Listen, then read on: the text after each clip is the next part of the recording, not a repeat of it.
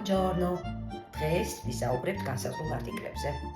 განსაზღვრული არტიკლები გამოიყენება მაშინ, როდესაც ჩვენ ვისაუბრობთ ან კონკრეტულ პირზე, ან კონკრეტულ საკალზე.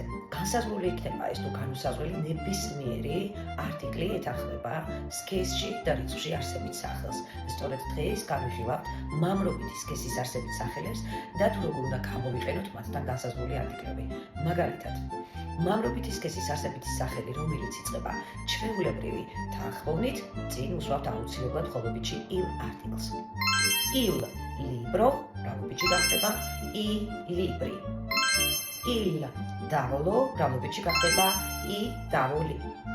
ის მამრობითი სქესის არსებითი სახელები, რომლებიც იწყებიან PS-ით, S პლუს თანხმოვნით, G N-ით და Z-ით, წინ აუცილებლად ვუსვამთ lo articles. და მხოლობითში იქნება lo specchio, მრავლობითში გახდება li specchi. მაგალითად, lo studente, მრავლობითში გახდება li studenti. ის მამრობითი სქესის არსებითი სახელები, რომლებიც იწყებიან ხმოვნით, აუცილებლად ხოლობითში სჭირდებათ l აპოსტროფიანი არტიკლი. მაგალითად, l'orso, მრავლობითში გახდება li orsi. სულ ეს იყო. Ciao, შეხვედრამდე.